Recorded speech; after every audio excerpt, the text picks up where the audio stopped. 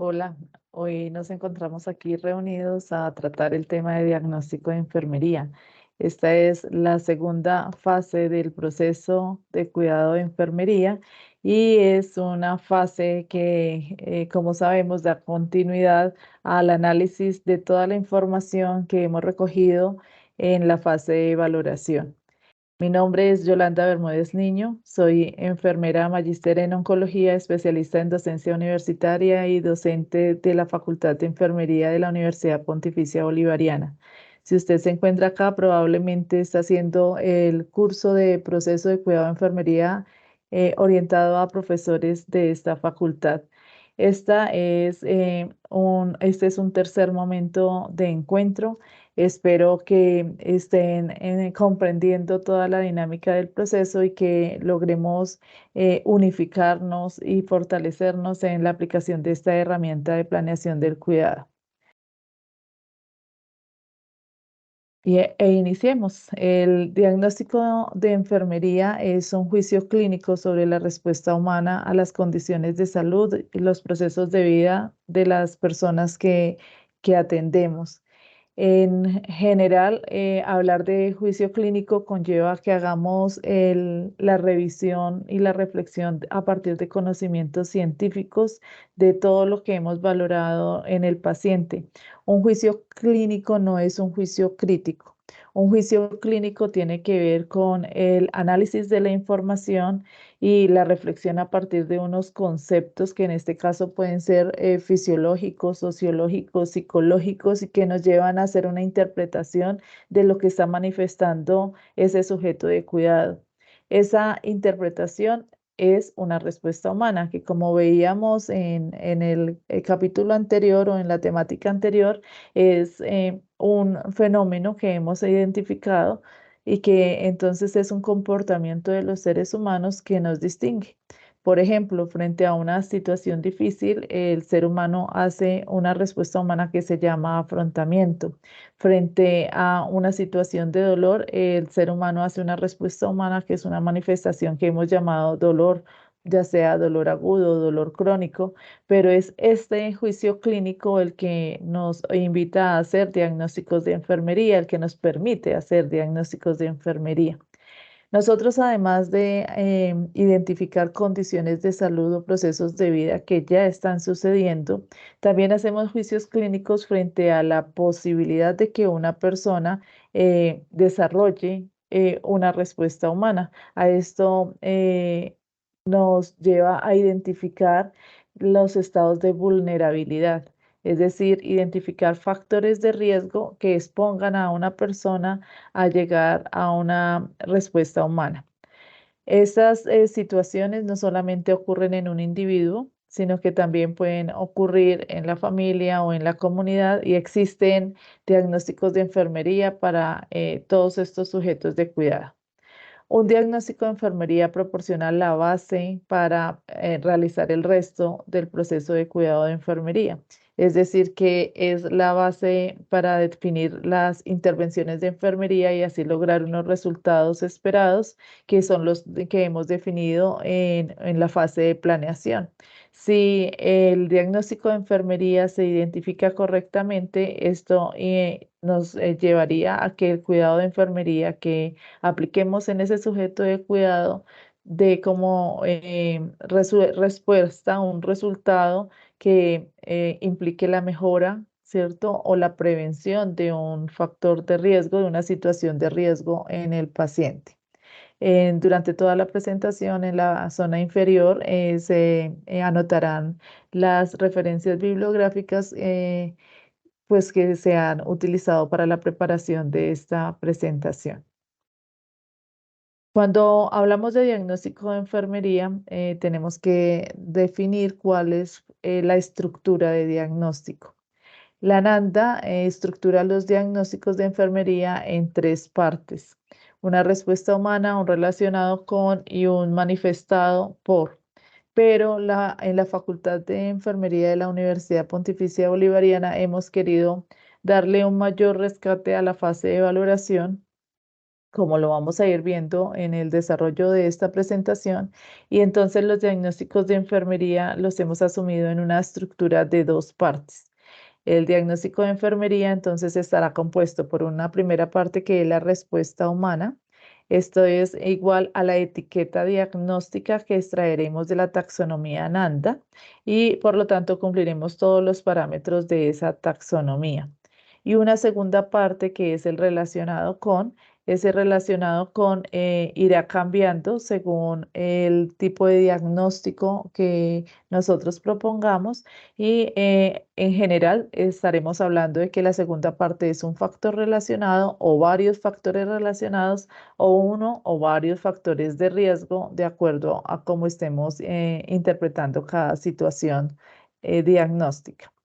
Cuando estamos hablando de taxonomía de la NANDA. En este momento está en curso la taxonomía 2 de la NANDA y estamos trabajando con la edición del 2021 y 2023. Cada 2 años la NANDA hace una revisión de las etiquetas diagnósticas porque debemos comprender que la taxonomía no está totalmente cerrada y que toda la ciencia de la salud, todas las diferentes disciplinas no han cerrado la evolución de sus profesiones. Igual ocurre con medicina, con psicología. Entonces, dentro de enfermería, cada 2 años, la Organización Internacional NANDA convoca a profesionales a que hagamos análisis de lo nuevo que se ha investigado y analicemos las diferentes etiquetas diagnósticas y estas van a ir evolucionando. Por tanto, los profesionales que trabajamos con esta taxonomía debemos cada 2 años entrar a revisar y actualizarnos en los diagnósticos que han cambiado. En la actualidad contamos con una taxonomía estructurada en 13 dominios. Cada uno de estos dominios está compuesto por 47 clases. En este momento tenemos 267 etiquetas diagnósticas, que como a veces hablo con los estudiantes, es imposible que el diagnóstico de enfermería no lo tengamos estructurado aquí. De vez en cuando nos pasa. Y si encontramos esos vacíos, los invito a que empecemos a hacer investigación de enfermería para completar la clasificación de diagnósticos, tener toda la cobertura de las diferentes necesidades, problemas o riesgos que tienen, que pueden presentar nuestros pacientes. Con la estructura diagnóstica hablaba de que hay diferentes tipos de diagnósticos. En general tenemos clasificados en este momento 4 tipos de diagnósticos. Hablaremos de cada uno de ellos. Están los diagnósticos focalizados en un problema. Antiguamente se habían denominado los diagnósticos de enfermería reales. Son las situaciones que ya están ocurriendo en un paciente y que por lo tanto representan un problema para la salud que debe ser atendido. Están los diagnósticos de enfermería de riesgo o diagnósticos potenciales. En este caso, identificamos situaciones que llevan a la vulnerabilidad y que por tanto necesitan ser trabajados a partir de que disminuyamos los factores de riesgo para que no se produzca esa situación o ese problema. Los diagnósticos sindrómicos, que como vamos a ver, es una situación que conlleva a que el paciente tenga múltiples necesidades, problemas y riesgos y por lo tanto tienen una estructura diferente. Y por último, los diagnósticos de promoción de la salud, porque no todo puede ser problema. Entonces, los enfermeros atendemos al ser humano desde la preconcepción e incluso, como digo yo, hasta más allá de la muerte, porque después de la muerte del sujeto de cuidado, nosotros acompañamos a la familia. Pero como no todo es enfermedad, nosotros también estamos en las situaciones positivas, promoviendo el bienestar y promoviendo la salud de la persona. Por eso también existen diagnósticos de promoción de la salud que yo llamo diagnósticos positivos porque no es que se identifique un problema. Por el contrario, se identifican factores protectores que deben ser potencializados. Revisemos cada uno de estos diagnósticos y su estructura. Los primeros entonces que vamos a revisar son los diagnósticos focalizados en problemas. Aquí identificamos entonces un problema central, un problema de cuidado. Estos diagnósticos, como les comentaba, identifican una situación de enfermería que ya existe, una situación problemática que ya existe. Tenemos aquí un ejemplo. Tenemos un paciente que inició infusión de nutrición enteral por sonda nasogástrica a 40 mililitros hora desde las últimas 8 horas de evolución. Presenta distensión abdominal, se queja de náuseas, tiene un peristaltismo disminuido a 3 o 4 ruidos peristálticos por minuto, en general en los dos semiabdomen, un residuo gástrico de 260 mililitros y comprendiendo que el residuo gástrico que admitimos actualmente con los nuevos protocolos es un máximo de 400 mililitros, entonces consideramos que este es un residuo gástrico normal y que requiere tratamiento con opioides. El enfermero en este caso tiene que hacer un análisis, ese es el juicio clínico. El enfermero debe entonces tener parámetros de conocimientos científicos para hacer ese conocimiento, ese juicio clínico. Ejemplo, debe comprender qué es eso de la nutrición enteral y por qué en este caso el paciente ha necesitado esa nutrición enteral. Entonces, probablemente tiene un trastorno de deglución y no entraremos a profundizar al respecto. Pero que cuando se inicia una nutrición enteral, diferentes situaciones pueden provocar que el individuo no tolere esa nutrición. Entre eso encontramos que el paciente haya tenido un ayuno prolongado, que el paciente tenga alguna situación o algún medicamento que disminuya el vaciamiento gástrico, entre estos entonces todo lo que afecta el peristaltismo y que tenga alguna otra situación específica, por ejemplo, asociada a la nutrición, que sea una nutrición que sea hipertónica o difícil de ser tolerada por el individuo que tenga mucho volumen. O sea, volumen administrado por hora o volumen administrado en un bolo. En este caso encontramos que el volumen de infusión con el que se inició está bajo. No nos informan hasta dónde va a ser la meta, pero bueno, parece que por el volumen de nutrición no es el problema. No nos informan sobre la nutrición enteral, o sea que no tenemos información sobre la fórmula y si no nos la informan probablemente no es el problema. Pero sí nos dicen, nos están demostrando dónde está el foco del problema. En este caso nos dicen, es que se empezó la dieta y hay distensión, hay náuseas, el residuo se está aumentando, es decir, que no está haciendo vaciamiento y la relación etiológica de este problema por ahora parece ser el peristaltismo.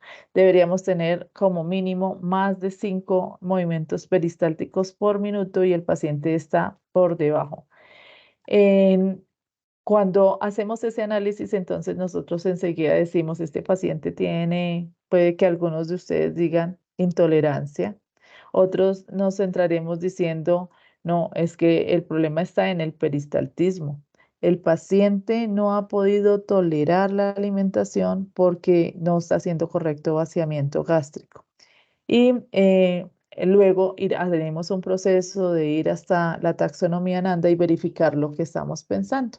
Este tipo de problemas, que son los que ya existen, están focalizados en una necesidad o un problema que ya tiene el paciente y es lo que debemos resolver. Cuando estructuramos este tipo de diagnósticos, los estructuramos en dos partes, una respuesta humana y unos factores etiológicos. Repito, los factores etiológicos pueden ser uno o varios. En la respuesta humana, entonces nos centraremos en todo lo que tiene que ver con taxonomía. Y en este caso encontramos un diagnóstico que dice motilidad gastrointestinal disfuncional. Motilidad igual que peristaltismo. Entonces, motilidad gastrointestinal disfuncional relacionado con baja tolerancia a la nutrición y requerimiento de medicamentos opioides, porque el problema no existía antes de estas últimas 8 horas porque no se le había dado alimentación al paciente. Entonces, de todas maneras, dejémoslo puesto y analizamos la fórmula, la cantidad, el tiempo de ayuno que tuvo el paciente y por eso se debe colocar dentro del diagnóstico. Y el segundo aspecto que vemos dentro de esos datos es el requerimiento de opioides, porque los opioides producen retraso del vaciamiento gástrico al disminuir el peristaltismo. En este caso, hemos visto dos cosas. cuál es el proceso de análisis que hace el enfermero en ese juicio clínico para llegar al diagnóstico. Y hemos visto que los diagnósticos focalizados están pensados en un problema que ya existe. También hicimos el análisis de la estructura, es decir, que para hablar de diagnósticos focalizados estaremos siempre tomando diagnósticos de dos partes. Una primera parte que es respuesta humana y una segunda parte que es uno o varios factores etiológicos. Hago claridad nuevamente en esa segunda parte. Los factores etiológicos son los que están causando la respuesta humana. Vamos a ver en la fase de planeación con el profesor Nixon que exponer uno o varios factores etiológicos influye mucho en la planeación del cuidado. Si yo logro identificar desde la valoración y el diagnóstico cuáles son las causas del problema, el plan de cuidados va a quedar mucho más completo porque usted va a tener todos los parámetros descritos que pueden estar ocasionando el problema y si yo los atiendo, resolveré el problema. Es una situación pues básica de lógica. Luego vemos ahora en las pantallas estaremos viendo el diagnóstico de riesgo o potencial. Es nuestro segundo diagnóstico, tipo de diagnóstico de enfermería. En este caso, la estructura también es una respuesta humana relacionada, pero ahora con factores de riesgo. También puede ser uno o varios factores de riesgo. Aquí encontramos en la respuesta humana una característica y es que dentro de la taxonomía encontraremos que hay siempre una palabra prefija que es riesgo. Riesgo de caídas en el adulto, por ejemplo, en el caso que vamos a ver a continuación. Riesgo de infección es otro de los diagnósticos muy utilizados o riesgo de lesiones por presión en el adulto y en el niño. Son algunos de los diagnósticos que más vemos. Eh, Aquí como para ejemplificar, les traigo un caso de un adulto mayor hospitalizado con un acompañante permanente. El paciente presenta disminución de la agudeza visual, bipedestación inestable al comienzo de la marcha, disminución de la fuerza muscular, no le gusta que lo apoyen durante la deambulación, tampoco aceptó que le trajeran su bastón a pesar de tenerlo en su casa, camina descalzo, requiere diuréticos y prefiere ir al baño, no acepta tampoco que se le alcance el pisingo o pato para hacer su eliminación.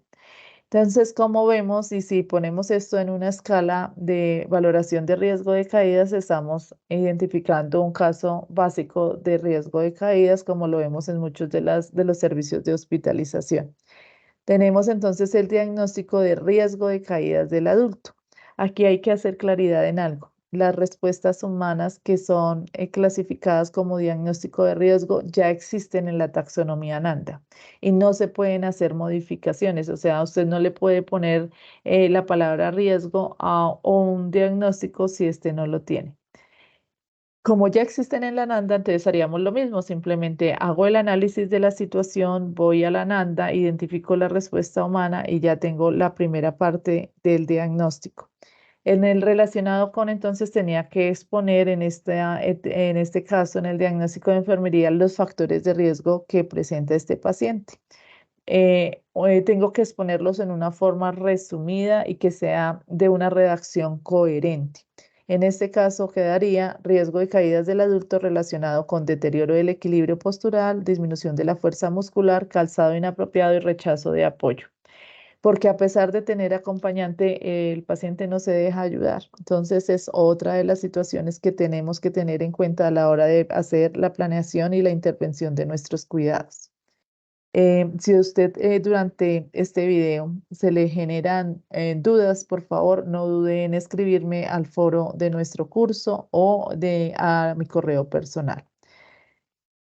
En un tercer tipo de diagnóstico encontramos los diagnósticos sindrómicos. Los diagnósticos sindrómicos, como su nombre lo dice, manejan síndromes, pero en este caso, síndromes identificados y trabajados desde el rol de enfermería. Se caracterizan porque una situación específica es la causante de muchos problemas. Una situación problemática genera a su vez otros problemas, otros diagnósticos de enfermería. Puede que los problemas sean ya focalizados o puede que sean unas situaciones de riesgo, pero lo común acá es que es una situación específica la que genera todo. Veamos un ejemplo. Tenemos un paciente que tuvo un trauma raquiomedular. Ese paciente básicamente tiene una situación de inmovilidad. Si nosotros analizamos a un paciente generalmente con trauma raquiomedular, además de que el neurocirujano nos dice limitémosle la movilidad, nuestros protocolos también nos llevan a que mientras que hacemos la fase de diagnóstico mantengamos al paciente con restricción de movimientos para impedir probablemente una mayor lesión. Como ya tenemos un paciente con una limitación de la movilidad desde aspectos fisiopatológicos y también terapéuticos, entonces el paciente está en cama. Una vez pasa esto, empiezan a generarse muchas necesidades de cuidado. Por ejemplo, tenemos un déficit de autocuidado ya ahora para todas las actividades de la vida diaria. En este caso, en este ejemplo, les estoy aquí exponiendo que el paciente entonces tendría una limitación para hacer el baño y la higiene de forma independiente. Ahora, estando en cama, debemos suplir esa necesidad. También tenemos un déficit de autocuidado en el vestido. ¿Cierto? Le estamos diciendo, por favor, restrinja sus movimientos. Entonces ahora debemos bañarlo, vestirlo, acicalarlo y que él limite todos los movimientos que puedan aumentar la lesión de la médula. También tenemos un paciente con déficit de autocuidado en la alimentación, con déficit de autocuidado en la eliminación o en el uso del inodoro y que además tiene entonces procesos de riesgo, ¿cierto? No solamente los problemas que ya se hacen evidentes, sino los riesgos que se derivan de estar inmovilizado. Aunque son muchísimos, en este momento yo les expongo, por ejemplo, el riesgo de lesión por presión en el adulto, porque si yo limito la movilidad del paciente, aunque él todavía tenga sensibilidad, probablemente en este caso incluso esté afectada un poco la sensibilidad del paciente, todas las zonas de presión aumentan el riesgo de que se formen lesiones. También está el riesgo de estreñimiento porque ocurre éstasis, no solamente en este sistema, o sea que así como ocurre el estreñimiento cuando hay inmovilidad, puede ocurrir que me afecte el patrón respiratorio porque hay éstasis de secreciones en la vía respiratoria, hay éstasis en la vía urinaria y el otro que les expongo es por éstasis en el retorno venoso, entonces hay riesgo de trombosis.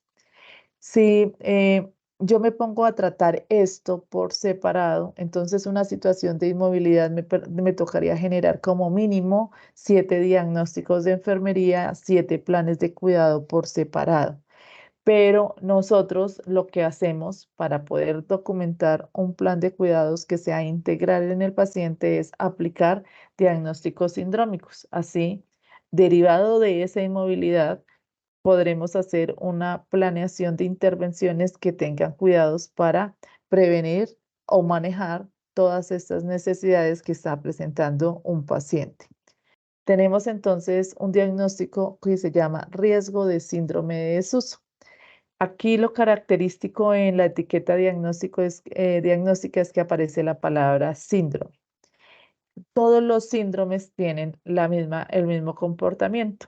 Este diagnóstico, aparte de ser síndrome, es un diagnóstico potencial porque es un diagnóstico que lleva la palabra riesgo. Entonces, riesgo de síndrome de desuso. El riesgo de síndrome de desuso, como el nombre lo dice, desuso, implica a que si un sistema, un órgano, una función corporal no se utiliza, se puede atrofiar, se puede dañar de forma definitiva.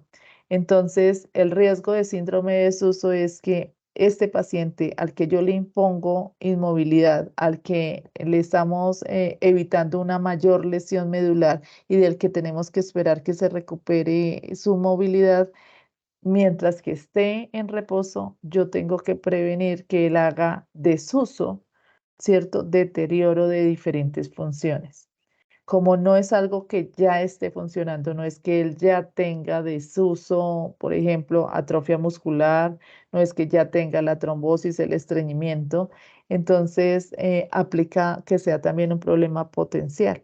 Pero acá como es sindrómico, entonces hay algunas situaciones de déficit de autocuidado que ya existen y lo que voy a evitar es que esto conlleve a mayores complicaciones derivadas de la inmovilidad en el paciente. Tenemos dentro de el ejemplo, entonces, un paciente, lo vamos a documentar bien. Es un paciente que tiene entonces restricción terapéutica de movimientos por 24 horas. Tuvo una lesión medular en T2, T3, producto de una caída. Está limitado para realizar las actividades de la vida diaria de alimentación, higiene, vestido, eliminación. Tiene la piel íntegra, pero en la escala de Braden se identificó un alto riesgo de úlceras por presión y tiene pulsos periféricos conservados, pero en la escala de Padua se identificó un alto riesgo de trombosis venosa. Cuando vemos dentro de la taxonomía Nanda y la explicación en un capítulo específico que tenemos en esta última publicación, ellos nos dicen los diagnósticos sindrómicos pueden quedar de una sola parte. Es decir, los diagnósticos sindrómicos se podrían explicar solamente con la etiqueta diagnóstica o con la respuesta humana. Para la NANDA sería correcto decir que este paciente tiene riesgo de síndrome de desuso y pare de contar, porque todos los enfermeros tendríamos que entender que el riesgo de síndrome de desuso está relacionado o asociado con la limitación de la movilidad o con la inmovilidad de una persona. Pero para cuestiones académicas, en la última reunión de los profesores de la Facultad de Enfermería de la UPB, se definió que íbamos a mantener la misma estructura de dos partes. Es decir, que el estudiante debe identificar que el paciente tiene riesgo de síndrome de desuso, pero que era necesario que dijera cuál era el relacionado con, porque consideramos que hace parte de lo que el estudiante debe aprender, ¿cierto? Que probablemente en el futuro solamente diga riesgo de síndrome de desuso y ya se acuerde que eso es asociado a la inmovilidad, pero que en este momento es necesario que lo escriba, que lo documente, que lo hable. En el cuarto tipo de diagnóstico que estamos revisando es el diagnóstico de promoción de la salud. En la diapositiva introductoria les comentaba que este es el diagnóstico positivo, es el diagnóstico donde el paciente no tiene un problema, no tiene una situación de riesgo. Este paciente está bien en esta situación específica de análisis. Ejemplo, tenemos una persona que cuando se valoró en el patrón de percepción y manejo de la salud, el paciente demuestra que es suficiente para hacer su autogestión de la salud. Ejemplo, dentro de los datos de valoración encontraríamos que el paciente demuestra cumplimiento de citas a controles médicos periódicos, tiene adherencia al tratamiento farmacológico, sigue recomendaciones en la actividad física que debe realizar, cumple recomendaciones dietéticas que favorecen el control de su enfermedad, solicita mayor información sobre programas de promoción y prevención. Si nos damos cuenta aquí lo que identificamos son factores protectores. Es una persona interesada en el cuidado de su propia salud. Tiene clara la percepción y el valor que le da a la salud de la vida humana. Entonces, lo que él está haciendo al solicitar mayor información sobre un programa o sobre los programas que le ofrece su EPS, no identificamos aquí un problema. O sea, él no está diciendo yo no sé cuáles son los programas de promoción de la salud. Él no está necesitando esa información porque tenga un problema ya establecido. Aquí lo que vemos es que al paciente le quedó muy bien cuidada su enfermedad, ¿cierto? Está haciendo todo lo que se necesita hacer de gestión en un paciente que parece tener una situación de salud crónica. O sea, para ser una persona con una enfermedad crónica, sigue todo el tratamiento farmacológico, no farmacológico, cumple sus citas. Pero adicional a eso, o sea, además de que se cuida bien, tiene un factor protector que los enfermeros debemos potenciar. Es muy importante identificar que las personas tengan estos factores protectores cuando las situaciones están bien, porque el trabajo de enfermería en este caso potenciará, ¿cierto? Aumentará las respuestas positivas del ser humano para mantener su salud. En este caso, el diagnóstico de enfermería se denomina disposición para mejorar la autogestión de la salud. Como vemos, los diagnósticos de promoción de la salud van acompañados de la palabra disposición para. Todo diagnóstico que diga disposición para es un diagnóstico de promoción de la salud. ¿Qué debemos hacer los docentes? Cuando un estudiante propone un diagnóstico de disposición para la salud, tiene que el paciente estar bien en esa situación. Por ejemplo, si yo digo disposición para aumentar los conocimientos en salud, es un paciente que ya tiene entonces conocimientos. Estaría mal utilizado ese diagnóstico si el paciente no sabe de su enfermedad, no sabe de su tratamiento, ¿cierto? No reconoce señales de alarma. Como no lo sabe, tiene es un problema y en este caso el diagnóstico de enfermería debería ser conocimientos deficientes. Aunque el paciente diga, yo no sé, pero quiero aprender, como dijo, yo no sé, yo no tengo esos conocimientos, el diagnóstico de enfermería ya no es de promoción. En ese caso, el diagnóstico de enfermería es un diagnóstico focalizado en un problema. Es importante que identifiquemos eso, porque recuerden que el hecho de que no diagnostiquemos bien nos va a llevar a que tengamos un error en la planeación de cuidado. Si nosotros identificamos un paciente que, por ejemplo, tiene eh, autogestión de la salud ineficaz y lo confundimos con disposición para mejorar la salud, no estaremos identificando cuáles son las causas que impiden que el paciente gestione su cuidado. Es necesario identificarlas para poderlos atender. Es eso lo que nos lleva, un mal diagnóstico nos lleva al fracaso en en el resto del plan de cuidados.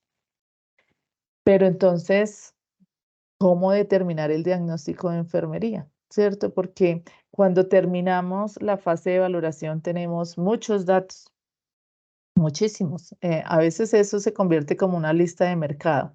100, 120 hallazgos y cómo hago para poderlos clasificar y llegar hasta el diagnóstico de enfermería. Entonces, les proponemos una escala que partió del análisis de información que empezó en la época de Carpenito, luego la Nanda lo ha venido rescatando y acá dentro del ejercicio de enseñarle a los estudiantes a que hagamos análisis de la valoración y nos vayamos al diagnóstico, he empezado a hacer un instrumento de guía que he llamado de los datos al diagnóstico. Esta escala, este instrumento consta de 5 pasos. El primer paso es releer los datos. Segundo, agrupar los datos. Y de esa forma yo ya tengo una idea de cuáles son las situaciones del paciente. Puede que tenga algunas agrupaciones que me evidencian problemas, otras agrupaciones me evidencian riesgos y otras agrupaciones me evidencian situaciones de bienestar del paciente. Luego de que tengo esos grupos de información, me queda posible identificar la respuesta humana. Enseguida vamos a ver cómo los guiamos hacia eso.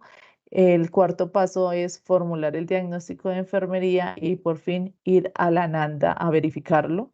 Y el quinto, validar si el diagnóstico de enfermería que he propuesto es correcto o tiene alguna situación. Este quinto paso es un proceso más de autoevaluación que se debe hacer antes de publicar, registrar o entregar un diagnóstico o un plan de cuidados. Cuando hicimos la fase pasada, en la fase de valoración, estuvimos trabajando como ejemplo un caso de una señora que presentaba múltiples necesidades. Entonces, teníamos una paciente que tenía insuficiencia cardíaca, no sé si la recuerdan, también tendremos publicado de nuevo el caso de ejemplo dentro de la información del curso para que usted, si quiere, lo vuelva y lo documente. Esta señora llegó a hospitalización en Anasarca. Durante la hospitalización se empezó manejo de tratamiento de la insuficiencia cardíaca y todo el tiempo estuvo presentando edema, pero este edema se fue resolviendo. La paciente estaba levemente hipertensa, tenía otros problemas que incluían la trombocitopenia, la anemia, tenía unas varices esofágicas que también fueron tratadas, tenía otras situaciones de cuidado que nos permitieron hacer un ejercicio de clasificación de datos a partir de la valoración por patrones funcionales. Ese es el ejemplo con el que vamos a trabajar a continuación. En ese caso, nosotros recibimos información a partir de un texto escrito. No siempre recibimos la información así, ¿cierto? Otras veces somos nosotros los que hemos ido donde el paciente, le hacemos toda la valoración y recolectamos datos. En otras situaciones hemos visitado familias, ¿cierto? Son otros sujetos de cuidado o para las personas que hacen este curso y están trabajando más con salud pública, probablemente la información la obtienen a partir de el contacto con la comunidad, pero se obtuvo información. Eh, Independiente de cuál sea su sujeto de cuidado, tenemos una fuente de información. Luego vamos a hacer una agrupación de datos. En la fase pasada hicimos el ejercicio de agrupar o clasificar los datos por patrones funcionarios, patrones funcionales que nos permitieron ir diciendo, bueno, en lo nutricional metabólico que presenta el paciente, en eliminación, en actividad y ejercicio, qué datos son los que tiene mi paciente, y esta clasificación también nos llevaba a estar haciendo una reflexión de datos para poderlos clasificar.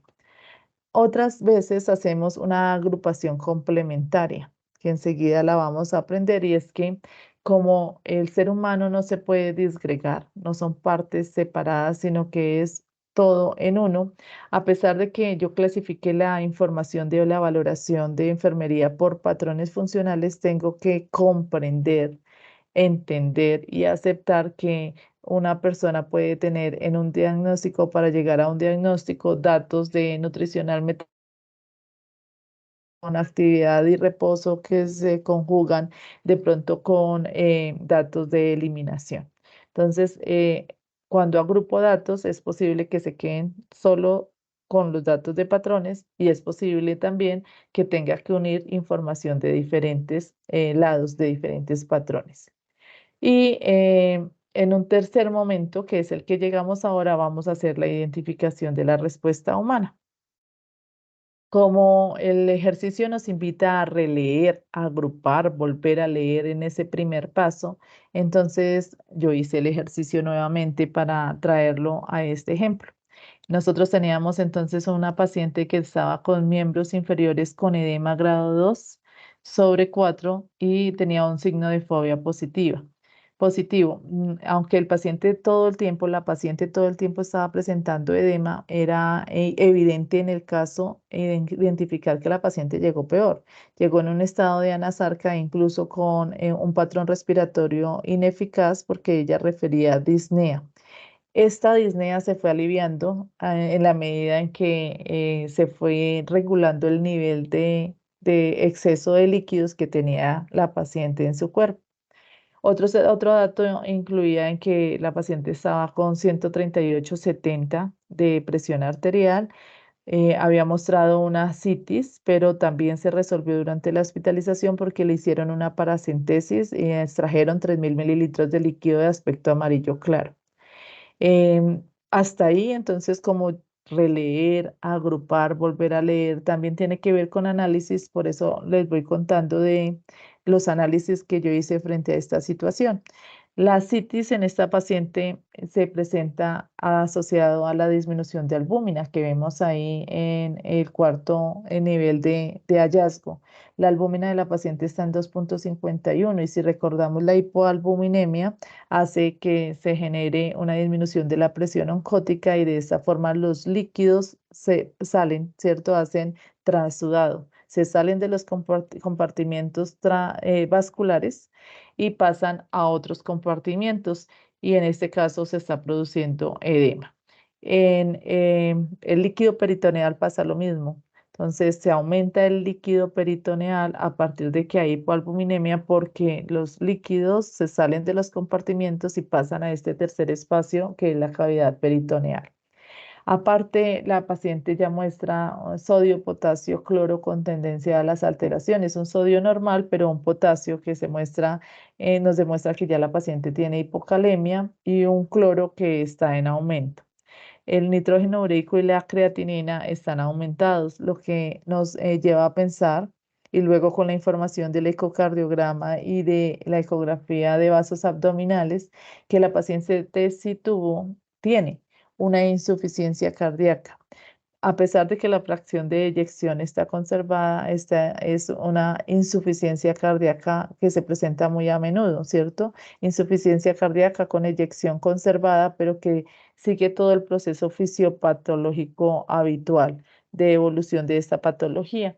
Entonces tenemos una paciente que está activando mecanismos reguladores que la llevaron a que se active la antidiurética, y si se activa la antidiurética, pues la paciente no elimina. ¿Qué pasa entonces con su volumen? Aumenta el volumen y por eso veíamos igual el edema y el estado de anasarca en que llegó. Como hay más volumen para extravasarse por culpa de la albuminemia y por eso tenemos también un gran estado de ascitis. Dentro de la insuficiencia cardíaca, con y sin alteración de la fracción de eyección, se dan una serie de síndromes. Entonces tenemos que por mecanismos de compensación y por fracaso de estos mecanismos se activan también situaciones que tienen que ver con la función renal y con la función hepática. Entonces aquí vemos que esta paciente ya está en una evolución más complicada. Tiene entonces la insuficiencia cardíaca que originó un fracaso de su función renal y que está también originando una disfunción hepática. Dentro de esta información, esto también se hace evidente dentro de la misma albúmina, porque la función del hígado incluye hacer la síntesis de las proteínas y vemos que entonces esa albúmina ya está también baja por esta situación. Y dentro de la función renal vemos que el nitrógeno ureico y la creatinina están muy aumentadas y esto es lo que consideramos azoemia. En la ecografía Doppler se hace evidente la hipertensión portal, una hepatopatía crónica y una esplenomegalia, que también nos lleva a pensar de que hay un vaso aumentado entonces de tamaño. Cuando yo estoy haciendo este análisis, y es lo que también tenemos que hacer evidente con los estudiantes, necesito para hacer el juicio clínico una base de conocimientos. En nuestros estudiantes es importante llevarlos a que haga la búsqueda.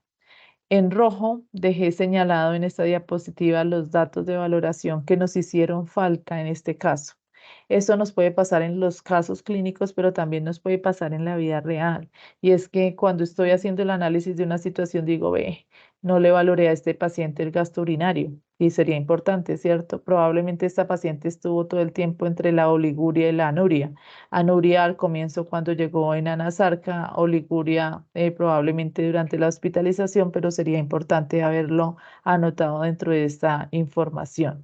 No nos informaron balance de líquidos y ya llevaba unos días de hospitalización, entonces, pues no, probablemente, y así nos pasa en la vida real, a nadie se le ocurrió hacerle control de líquidos administrados y eliminados, pero que en este caso hubiera sido también una fuente de información importante.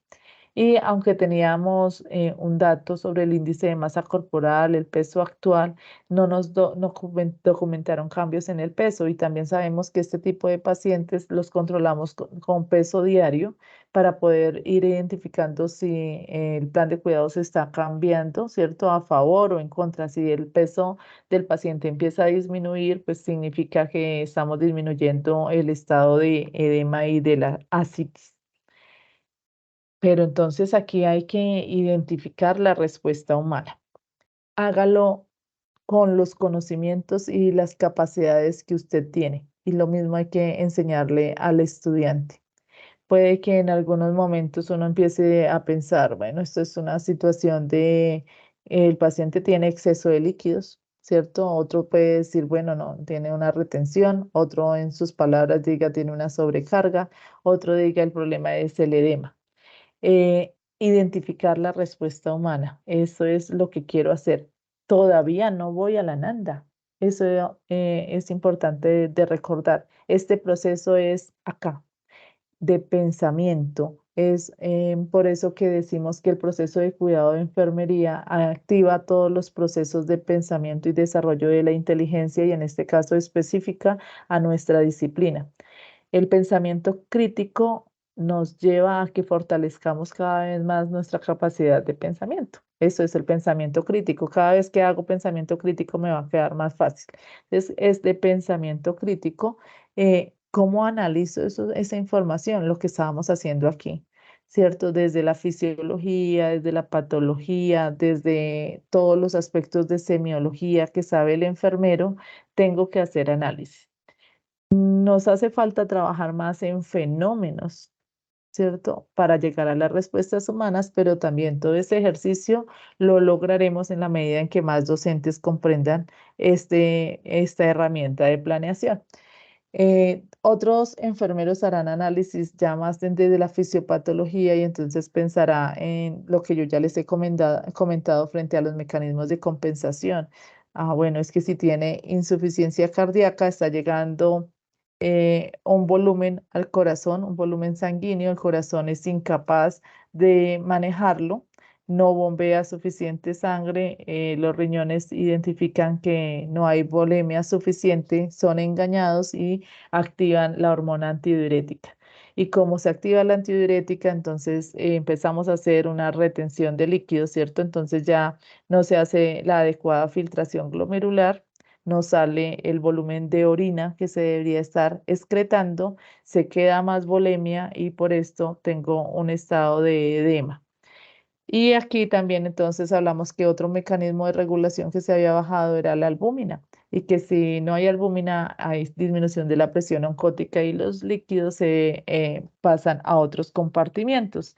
Esta es la forma en que debemos activar ese pensamiento crítico y que nosotros entonces nos sirva de análisis para eh, análisis básico para poder llegar a la primera parte del diagnóstico. Stop, no busque todavía en la nada. Esto es pensamiento crítico. Haga conjeturas, haga reflexiones. Simplemente dedique un tiempo a pensar sobre los datos de valoración. Analice. Cada vez que haga análisis es probable que usted se gaste menos tiempo en hacer ese análisis. Algunos enfermeros vamos valorando y ya estamos haciendo las conjeturas. Otros en la fase inicial de este análisis tendrán que hacer primero toda la valoración, como lo hacen nuestros estudiantes, y luego ponerse a reflexionar sobre esos hallazgos. Exprese lo que usted está pensando en sus palabras. Todavía no busquen la nada. Se, la señora que está ahí en la imagen, ella está diciendo, se está quedando el líquido en el paciente. Listo. Si esa fue la forma en que ella la pensó, ni siquiera con términos fisiopatológicos, eso es importante. Ese análisis es el que también necesitamos favorecer en nuestros estudiantes.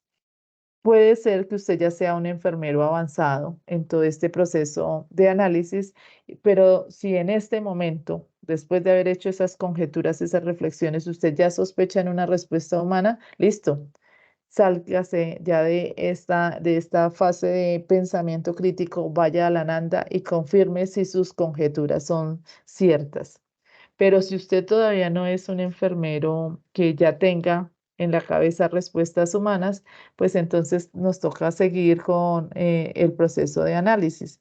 Y en ese caso, lo que les recomiendo es que usted siga haciendo ahora la conjetura y que esa conjetura lo lleve a determinar de qué patrón funcional estamos haciendo análisis o de qué dominio de la NANDA es que estamos encontrando señales de respuesta humana.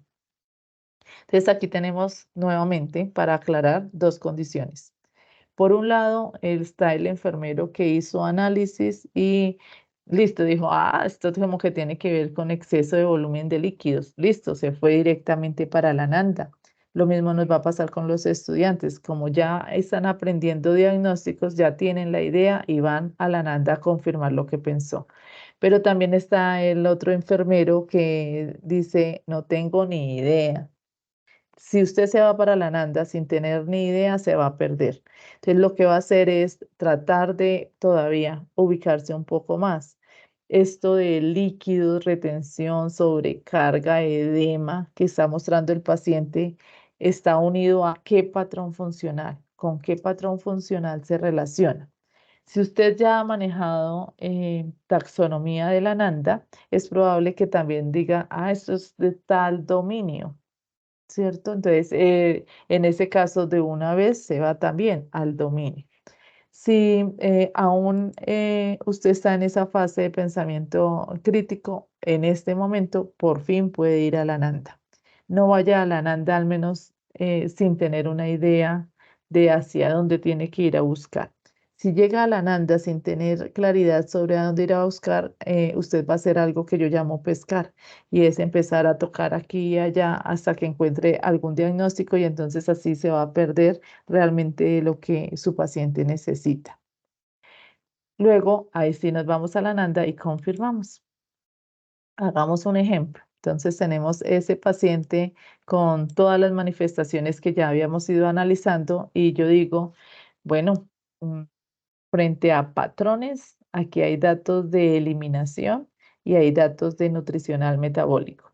Nombro la eliminación porque tengo, por ejemplo, pruebas de función renal, ¿cierto? Nitrógeno ureico, creatinina, y debería tener información sobre el gasto urinario. Y el resto de información, todo, los datos de el equilibrio de los líquidos, los datos de edema, ascitis, albúmina, los electrolitos hacen parte del patrón nutricional metabólico. Entonces, ese puede ser una forma de que usted llegue a la Nanda y ya ubique por ese lado. Entonces, nos vamos a ir a la Nanda. La Nanda, para los docentes nuevos, ustedes tendrán acceso a partir del momento en que tengan activo su ID y su correo electrónico. Aquí me voy a ir desde esta fase. Cuando ustedes llegan, vamos a empezar desde todo. Si estoy en Google, escriba Sistema de Bibliotecas de la UPB, vaya al Sistema de Bibliotecas.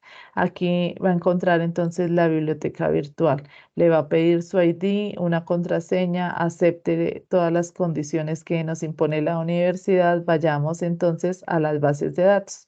Aquí en la biblioteca virtual usted va a encontrar todas las bases de datos que tenemos desde la Escuela de Ciencias de la Salud. Dentro de este recorrido encontraremos, por ejemplo, a Clinical Key, se las recomiendo. Todas, realmente todas las utilizamos. Medline, NN Consul está por aquí y más abajo les recomiendo a PubMed y a UpToDate, que todas nos están sirviendo en este momento para nuestros diferentes cursos. Hoy, no concentrados en proceso de cuidado de enfermería, les recomiendo entonces a NN Consul. Está resumiendo 3 libros. Está resumiendo todo lo que tiene que ver con taxonomía Nanda, nos trae también toda la taxonomía NOC y toda la taxonomía NIC. Y como vamos a ir viendo en este recorrido del curso, aquí está concentrado todo el proceso de cuidado de enfermería, las 3 taxonomías que necesitaremos para poder entendernos en esta facultad. Luego entramos entonces a NN Consul y usted va a encontrar que en el margen del lado derecho tiene la NANDA, el NOC y el NIC. Como hoy estamos aprendiendo de diagnóstico, los voy a llevar hacia la NANDA. Por favor, en sus casas, si usted ya tiene acceso a la NANDA, vuelva y haga este recorrido. Cuando ingresamos, esta es la forma habitual. Hay un paréntesis, algo que se me olvidaba es que usted también puede ingresar, activar todo el sistema de bibliotecas desde su celular y tener acceso incluso en otros espacios diferentes a la universidad. Cuando ingresamos aquí a NN Cónsul en la Nanda, usted va a encontrar que estamos ubicados por códigos. Los puede ubicar los diagnósticos en orden alfabético. También los puede encontrar clasificados por los dominios de la Nanda o los puede encontrar clasificados por las necesidades de Virginia Henderson o por los patrones funcionales de Marjorie Gordon. En el ejercicio que estoy haciendo hoy me fui más hacia patrones funcionales porque es lo que estamos asociando. Entonces hoy trabajaremos mucho entre patrones funcionales y dominios de la NANDA. Desde patrones funcionales, por ejemplo, yo dije, esto tiene que ver con nutricional metabólico y con eliminación. Entonces aquí están los dos patrones. Si yo me voy a buscar desde patrón nutricional metabólico, aquí encuentran muchísima información. Va a llegar probablemente al exceso de volumen de líquidos.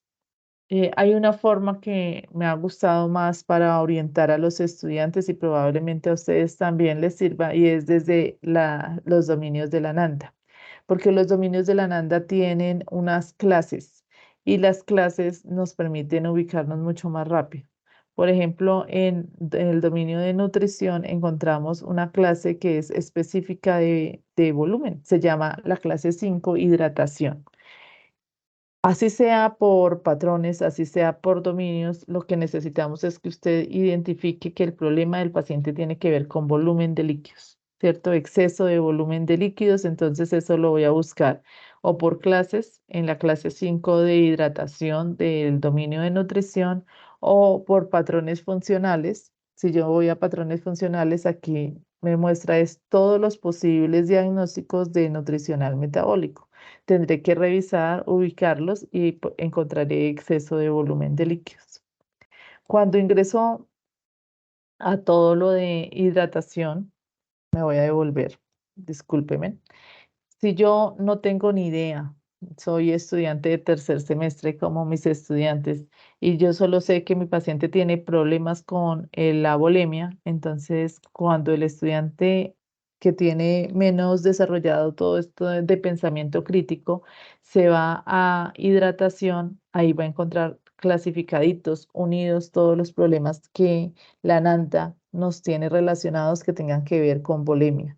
Entonces nos dice riesgo de desequilibrio de volumen, exceso de volumen, déficit de volumen, riesgo de déficit de volumen y riesgo de desequilibrio electrolítico. Para el estudiante inexperto, que puede ser incluso un estudiante de décimo o incluso nosotros en ciertas áreas somos inexpertos, tenemos que empezar por aclarar que todo esto es diferente. No es lo mismo riesgo de desequilibrio del volumen de líquidos a riesgo de déficit de volumen de líquidos. Tengo que entrar a identificar cada uno y encontrar sus diferencias.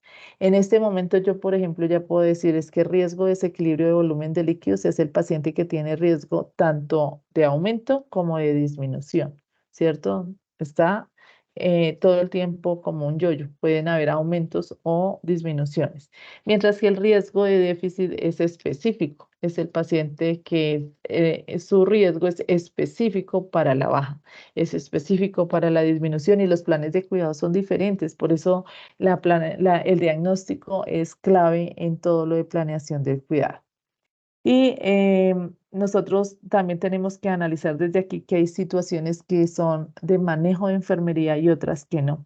Por ejemplo, si un paciente ya tiene desequilibrio electrolítico, no le aplica el riesgo de desequilibrio electrolítico. Yo ya tendré que irme a trabajar frente a las complicaciones y los riesgos que tiene el paciente cuando tiene un desequilibrio electrolítico.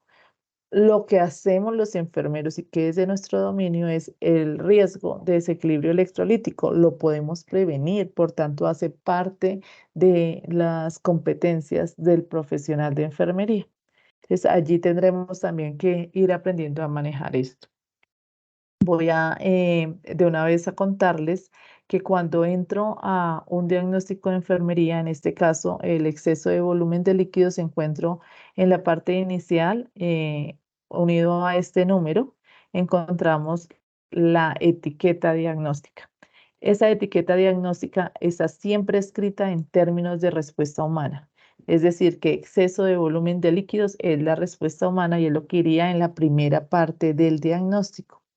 Luego encontramos bastante información de identificación de esa respuesta humana o etiqueta diagnóstica. Entre eso encontramos la definición que nos dice que es una excesiva retención de líquidos. Tiene semejanza con mi paciente. Yo utilizo esa definición para irme guiando frente a la situación del caso. En este caso, yo sé que mi paciente estuvo en anasarca, que sigue en edema, que sigue con ascitis, aunque ya le han drenado, aún tiene ese problema. Entonces, ¿es una excesiva retención de líquidos? Sí, mi paciente tiene eso. Luego encuentro que hay tres pestañas. Una pestaña es características y factores, otras son los NOC y otras son los NIC. Acá, para hacer el diagnóstico, me concentro en la primera pestaña, que es de características y factores. Van a encontrar una lista larga de características definitorias porque en este caso el exceso de volumen de líquidos es un problema focalizado. Entonces, miren, características. Tengan mucho cuidado porque es una sola lista y en este caso hasta aquí es característica definitoria. Entonces, todas estas características definitorias son elementos que me demuestran que el diagnóstico en el paciente sí existe. Las características definitorias no se incluyen dentro de la estructura diagnóstica. Las características definitorias hacen parte de lo que yo debo encontrar en la valoración del paciente y que constituyen la evidencia de que un diagnóstico existe. Si usted no encuentra características definitorias, significa que el paciente no tiene el diagnóstico que usted ha pensado.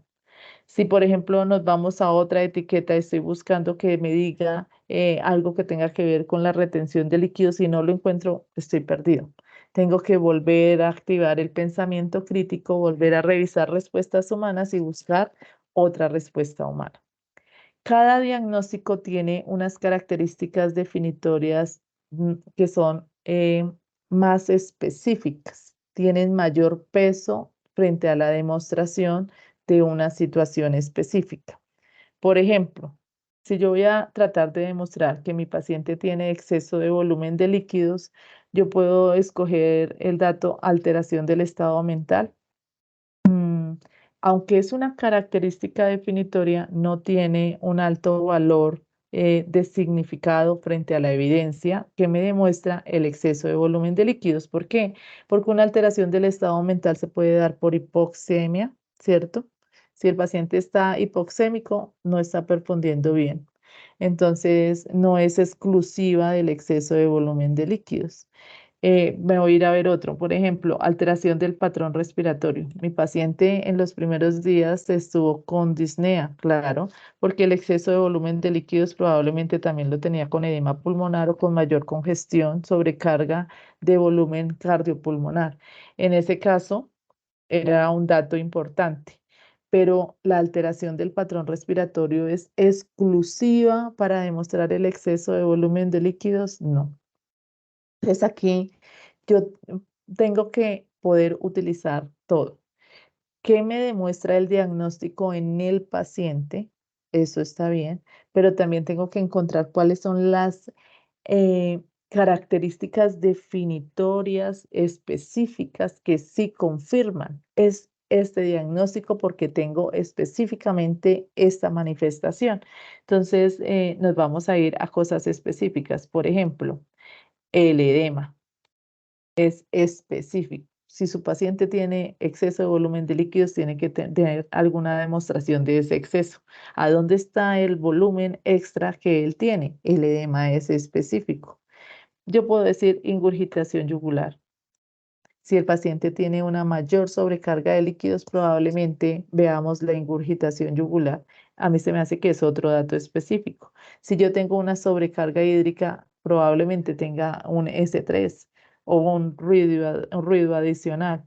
Probablemente esté con un aumento de peso en un corto periodo de tiempo.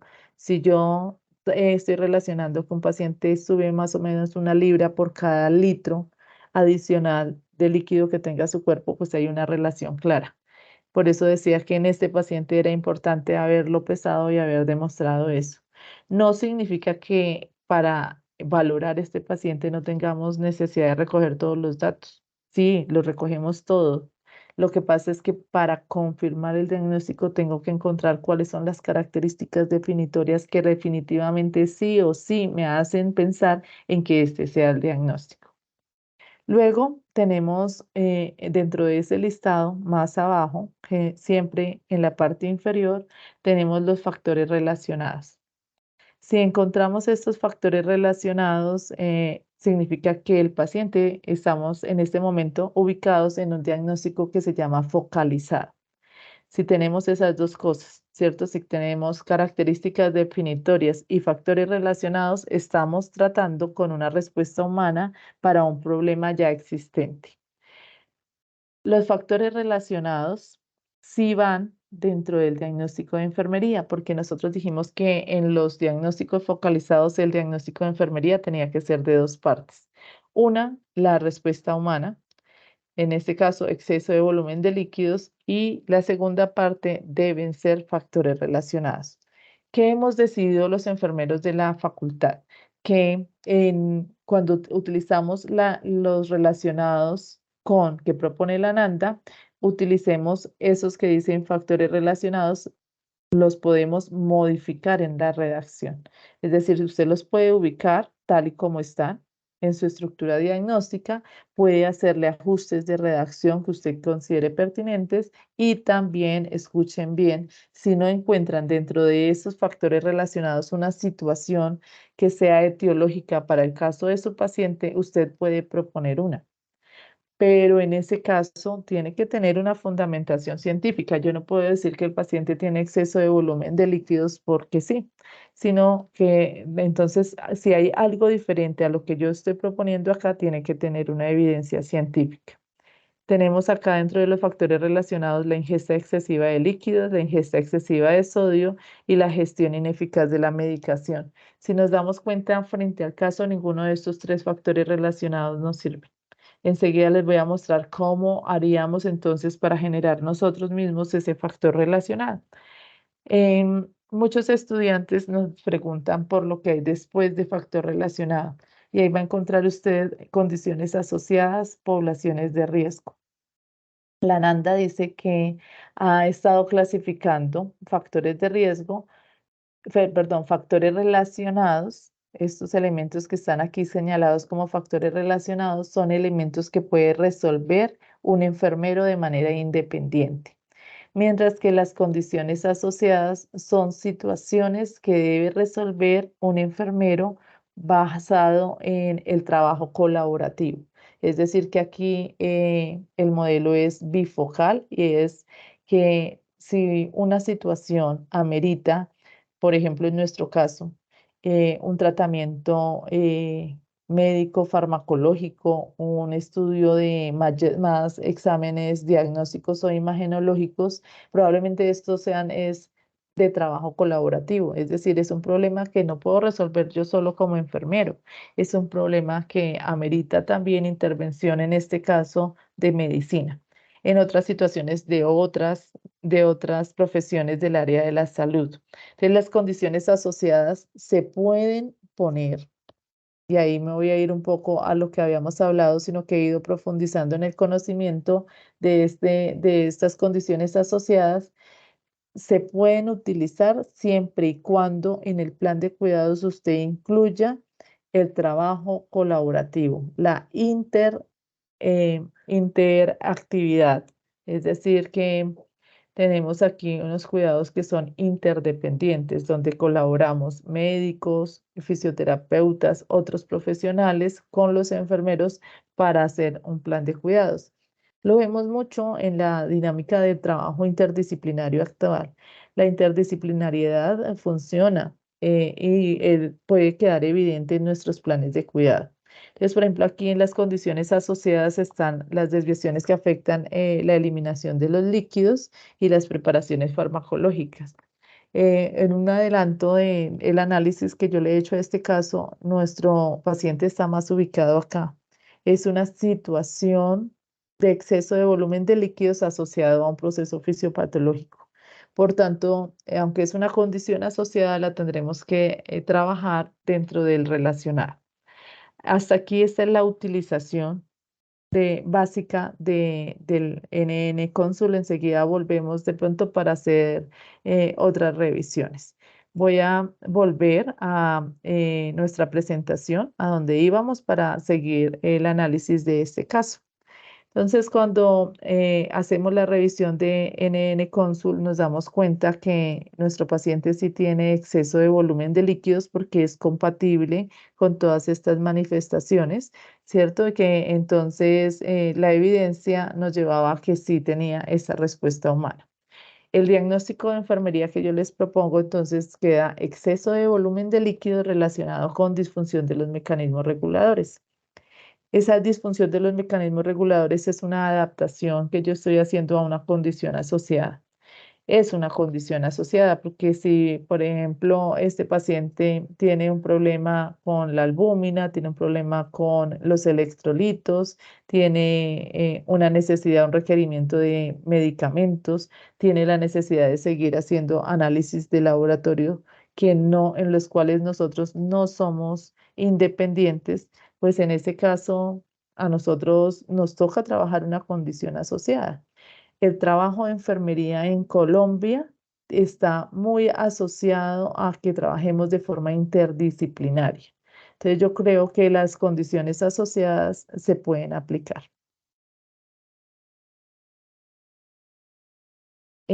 Algo importante también de trabajar en este espacio es que la taxonomía Nanda con sus clases se convirtieron en un elemento clave a la hora de ir a buscar el diagnóstico en la Nanda.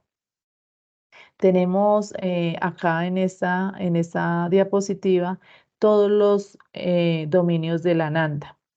Estos dominios están divididos en clases.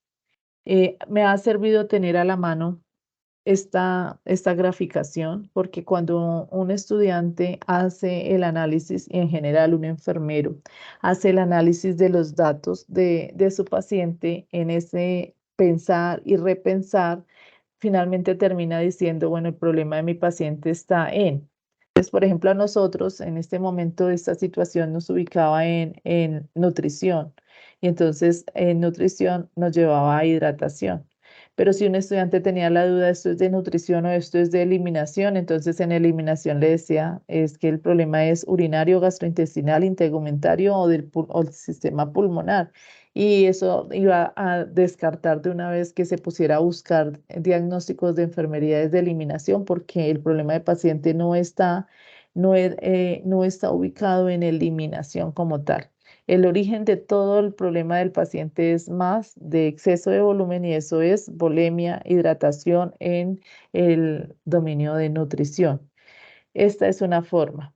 Tenemos que ir haciendo mayor análisis y logrando mayor dominio desde patrones funcionales porque también se puede hacer. Pero entonces lo que tenemos que hacer es una valoración desde patrones funcionales y luego que esa información nos permita caer aquí en la taxonomía Nanda y sus dominios. Por último, en este proceso de 6 pasos para hacer toda una propuesta de diagnóstico, se les propone la etapa de validación. La validación es una forma de autoevaluación, les comentaba. Eh, Esto lo trabajó Patricia Iyer, lo han trabajado otras autoras desde la misma organización de la NANDA y es una estructura mucho más extensa. He venido trabajando con los estudiantes 3 directrices específicas. Estas 3 directrices nos permiten rápidamente determinar si el diagnóstico nos quedó bien redactado o no. La primera parte del diagnóstico indica el problema que se desea atender. Esa es la pregunta clave. La segunda parte, o sea, el relacionado con, es el factor etiológico o el factor de riesgo que está generando el problema enunciado en la etiqueta diagnóstica. Y por último, las características definitorias del diagnóstico son coherentes con la valoración del paciente. Si las respuestas a estas 3 preguntas son positivas, su diagnóstico es correcto. Entonces, revisemos el de nosotros. Exceso de volumen de líquidos. Este exceso de volumen de líquidos indica el problema que deseamos atender. En mi caso, sí, porque es un paciente que estaba en edema, ¿cierto? Sigue en un gran edema, llegó en anasarca, se le está tratando de atender y si yo estoy manejando este caso como en el marco de la evolución hospitalaria, ese era un problema prioritario a resolver en este paciente. Entonces, exceso de volumen de líquido sí indica el problema que yo deseo atender. La segunda parte, el relacionado con, es el factor etiológico, es la causa de ese primer problema. En este caso me quedo hasta ahí, no voy a factores de riesgo porque aquí no es una situación de riesgo, aquí es un problema ya existente, ya focalizado. Entonces, disfunción de los mecanismos reguladores sí es la causa del exceso de volumen de líquidos, porque nos había quedado claro que es la hipoalbuminemia, ¿cierto? Lo que nos ha llevado a que los líquidos se extravasen, que transuden a otros compartimientos, que cambien de compartimiento, pero que también el exceso de volumen tenía que ver con la antidiurética. Entonces, producto de toda la fisiopatología de la insuficiencia cardíaca, llegamos a esta disfunción y eso ya es claro.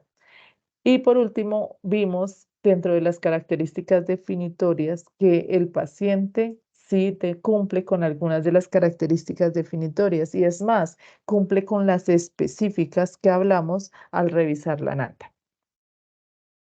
Nuevamente les enuncio, si usted ha tenido problemas para comprender alguna parte de lo que hemos hablado en este video, no dude en contactarme. En el siguiente paso, nosotros debemos registrar.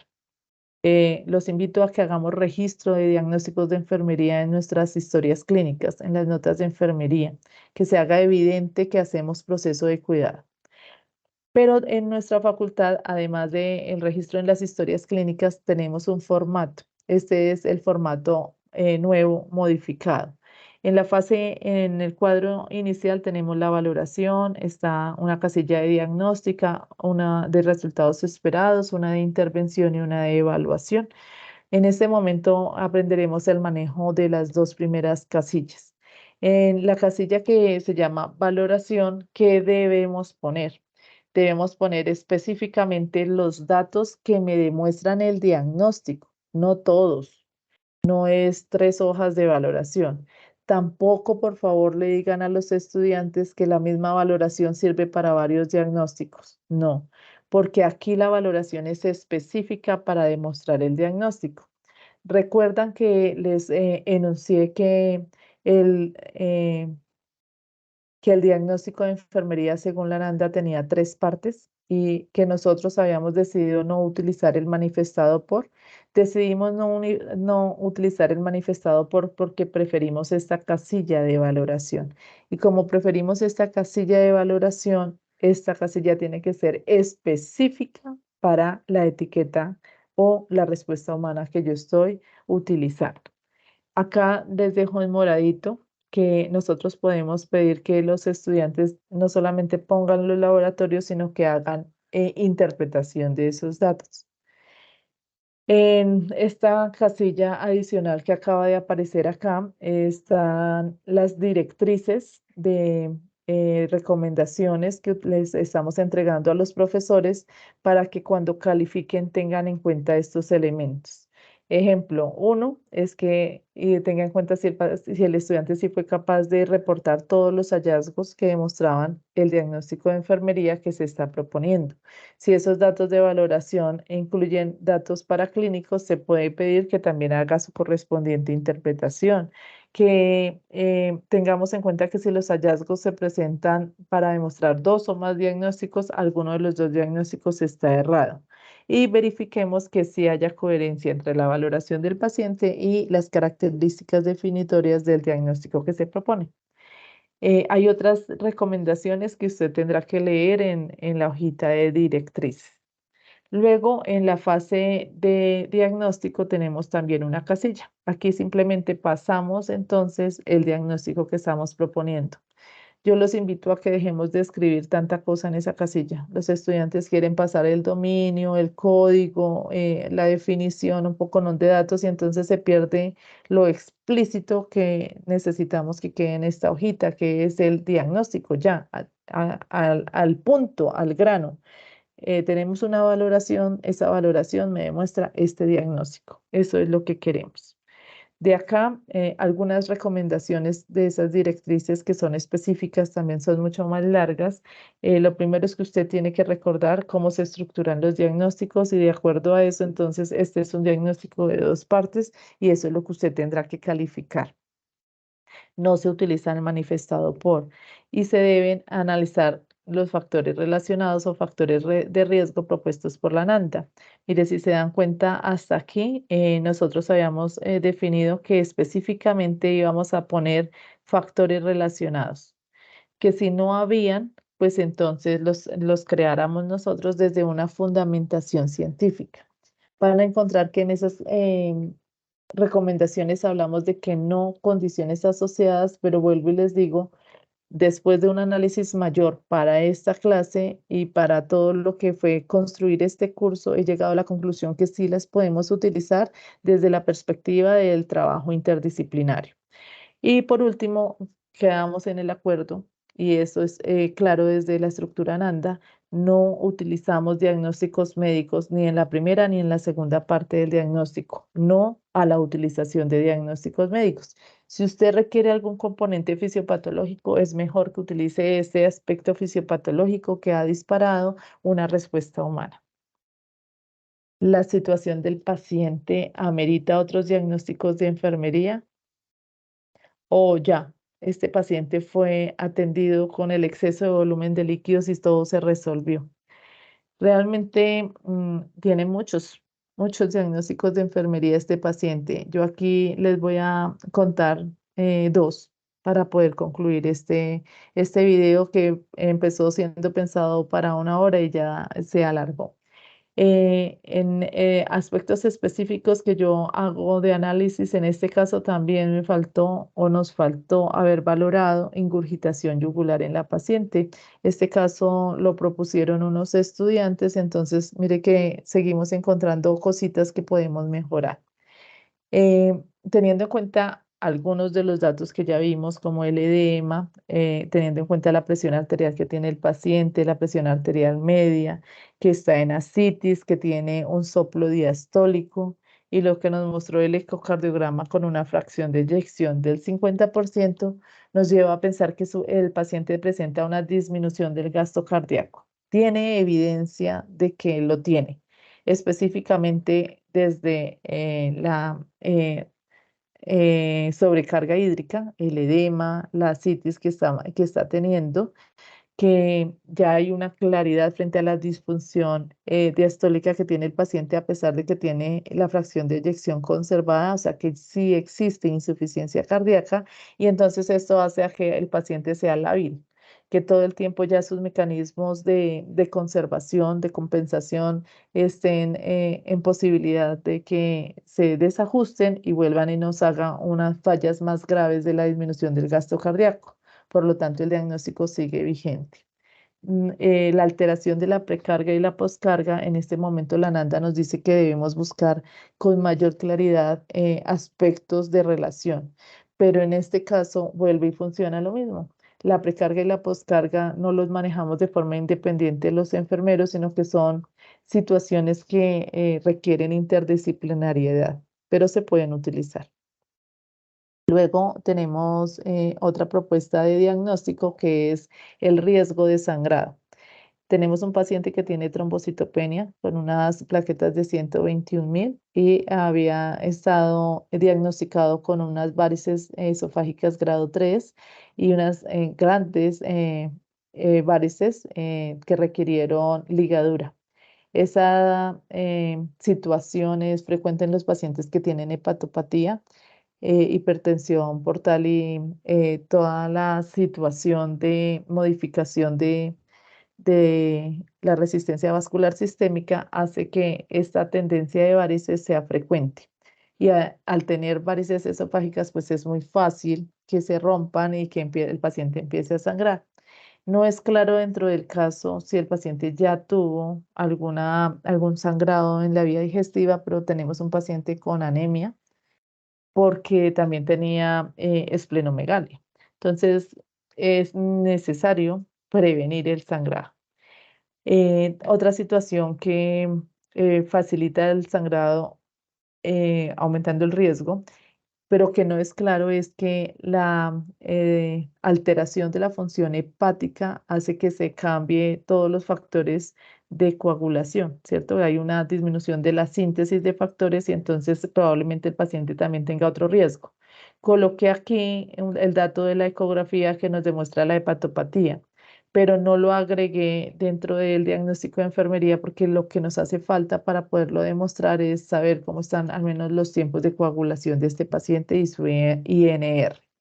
Y dejé la hemoglobina no tanto como una situación que demuestre que el paciente tiene riesgo de sangrado, sino que si el paciente sangrara, el saber en cuánto estaba la hemoglobina y el hematocrito me permiten ir evolucionando, ¿cierto? Para saber si el paciente ya dejó de ser un riesgo y pasó a tener un sangrado.